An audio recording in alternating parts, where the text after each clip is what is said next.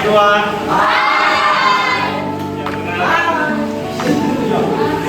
Perkenalkan, nama Abang Samuel Usman Karim, awal dari Fakultas Ekonomi dan Bisnis. Prodinya akuntansi. Ada yang enggak yang berminat ke akuntansi? Ada. Alasannya apa?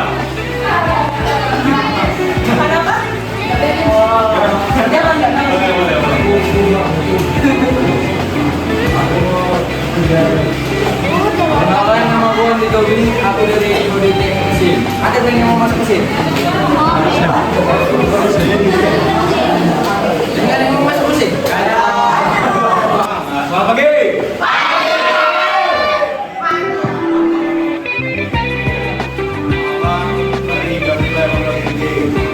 Ada si ginting? Ada? Abang dari Mati Sastra Inggris sama kakak ini tadi. Kalau ada yang mau belajar bahasa Inggris, sama Mbak Mel. Ada? Ada? Perkenalkan, nama gue Bangka. Aku dari Prodi Hukum, nama yang kedua tadi.